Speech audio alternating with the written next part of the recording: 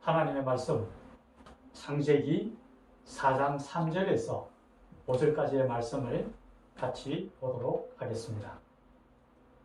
세월이 지난 후에 가인은 땅의 소산으로 제물을 삼아 여호와께 드렸고, 아벨은 자기도 양의 첫 새끼와 그 기름으로 드렸더니 여호와께서 아벨과 그의 제물은 받으셨으나 가인과 그의 제물은 받지 아니하신지라 가인이 몹시 분하여 안색이 변하니.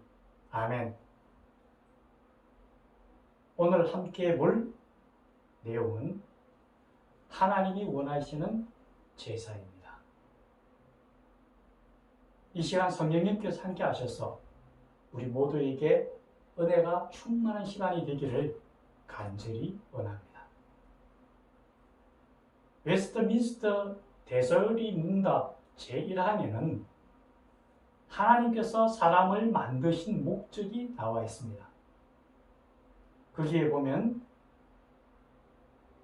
사람의 제일 목적이 무엇입니까? 라는 질문에 사람의 제일 목적은 하나님께 영광을 돌리고 그를 영원토록 즐거워하는 것입니다 라고 기록되어 있습니다. 즉 하나님께서 하나님의 형상대로 인간을 만드신 것은 우리가 드리는 예배를 통하여 하나님께서 영광을 받으시고 우리는 그 예배 시간을 통하여 하나님이 우리에게 주시는 진정한 기쁨을 맛볼 수 있다는 것입니다. 이처럼 하나님과 인간 관계에 있어서 가장 중요한 것은 바로 예배입니다. 그런데 우리가 드리는 모든 예배를 하나님이 기뻐 받으시고 흠양하실까요? 오늘 성경 본문에는 두 사람과 두 예물에 대해서 나와 있습니다. 그런데 아벨의 예물과 아벨의 제사는 하나님께서 기쁘게 받으시고 흠양하셨지만은 가인과 그의 예물은 하나님께서 받지 않으셨습니다. 그러면 하나님이 기뻐 받으시는 제사와 예물은 어떤 것일까요?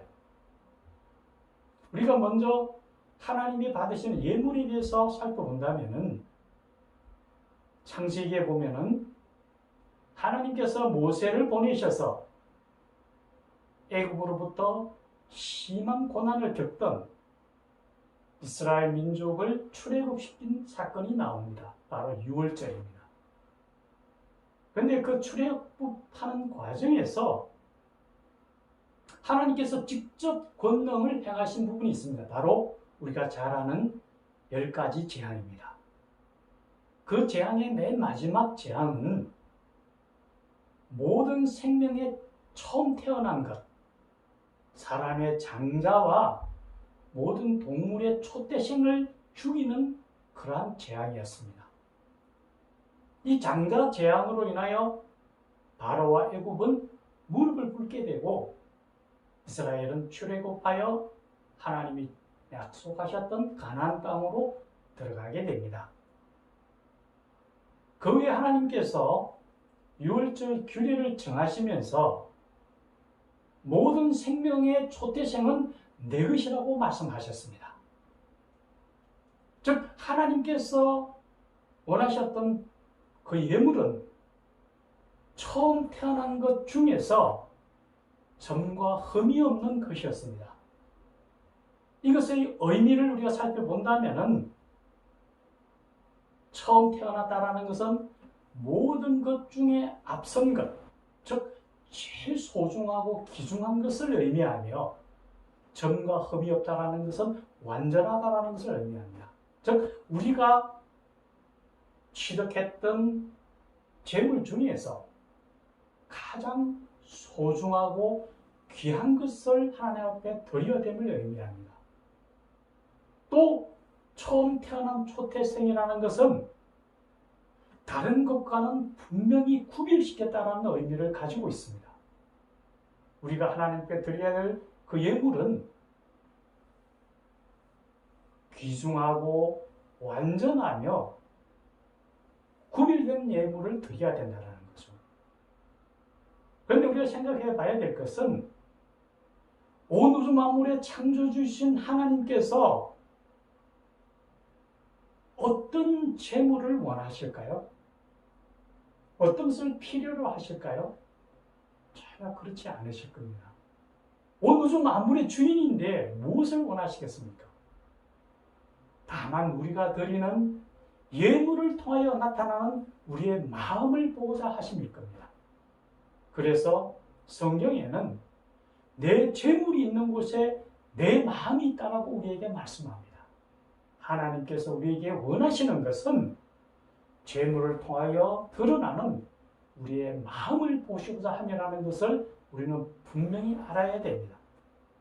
그렇다면 이 예물이 세상적으로 값비싸고 귀중한 것을 의미할까요? 성경에 보면은 예수님께서 두렛돈의 돈을 예물함에 넣는 그 가부를 크게 칭찬하시는 모습이 나옵니다. 여기서 두렛돈을 오늘날 돈으로 환산한다면 하루에 일당이 10만 원이라면 한 1,500원 정도 될 겁니다. 만약 일당이 15만 원이라면 한 2,000원 정도 될까요? 이 가부가 드렸던 두렛돈이라는 것은 오늘날로 환산하면 1,500원에서 2,000원 정도의 예물을 하나님 앞에 바쳤습니다. 그럼에도 예수님으로부터 크게 칭찬을 받았습니다. 그것은 그 안에 두 가지 마음이 담겨있기 때문입니다. 자원하는 마음, 기쁜 마음으로 하나님께 드렸다는 거죠. 또 하나는 구별시킨 예물이었습니다. 우리가 하나님 앞에 예물을 드릴 때 반드시 기억해야 할 것은 가이사의 것은 가이사에게, 하나님의 것은 하나님께 드려야 된다는 거죠. 하나님이 원하시는 예물, 그 안에 우리가 어떤 마음으로 준비되어져 있는가를 하나님이 보신다는 것 절대로 잊지 않아야 됩니다. 예배와 관련하여 우리가 살펴볼 말씀은 우리가 흔히 믿음장이라고 그러죠. 히브리서 11장에 보면은 믿음으로 아벨은 가인보다 더 나은 제사를 하나님께 드렸다라고 말씀하고 있습니다. 즉 아벨이 드렸던 제사는 믿음의 제사였습니다. 이 믿음에 대하여 성경에서는 이렇게 말씀합니다. 믿음이 없이는 하나님을 기쁘시게 하지 못하나니 하나님에 나아가는 자는 그가 반드시 계신 것을 믿어야 한다라고 말씀합니다. 우리가 과연 하나님 앞에 나올 때에 살아계신 하나님 앞에 나온다고 우리가 생각하고 있는지를 살펴봐야 됨을 이야기합니다. 우리는 간혹 우리가 정말 중요하게 여기는 사람을 만나거나 세상에서 높은 지위에 있는 사람들을 만나러 갈 때도 있습니다. 그럴 때 우리 모습은 어떻습니까? 조금 더 일찍 나가서 우리 옷 매무새나 우리 모습이 어떤지 살펴보고 더 멋있게 보이려고 노력하지 않나요? 사람을 만나는데도 그러한데 온 우주 만물의 창조주이신 하나님을 만나러 나올 때에 우리는 어떤 마음으로 나옵니까? 저는 매주 하나님 앞에 나올 때마다 이런 생각을 합니다. 하나님 앞에 내가 어떤 모습일까? 내가 하나님을 만나야 되는데 우리가 생각해야 될 것은 바로 그것일 것입니다. 내가 만나야 될 분은 창조주이신 하나님이라는 거죠. 나를 구원하신 하나님이라는 거죠. 잊지 않아야 될 겁니다. 또 로마서 12장에 보면은 이렇게 성경은 말씀합니다. 너희 몸을 하나님이 기뻐하시는 거룩한 산제사로 드리라. 이는 너희가 드릴 영적 예배니라라고 말씀합니다. 우리가 드릴 예배는 거룩한 산제사라는 말씀입니다. 죄인된 우리는 사실 하나님 앞에 설 수 없습니다. 우리 죄의 구렁텅이로 인해서 우리와 하나님 사이에 큰 구렁이 있어서 하나님 앞에 도저히 나아갈 수 없습니다. 그럼에도 우리가 하나님 앞에 나올 수 있는 것은 우리 죄를 대신 짊어지시고 십자가에 돌아가신 예수님의 보혈의 공로를 통하여 하나님 앞에 나오셨습니다.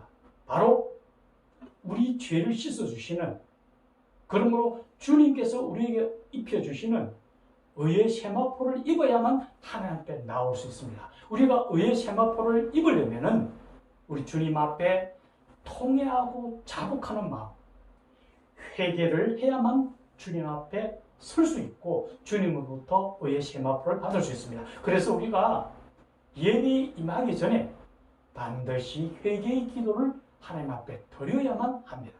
그럴 때 하나님 앞에 나와서 우리가 하나님 앞을 만날 수 있다는 것을 잊지 않아야 할 것입니다.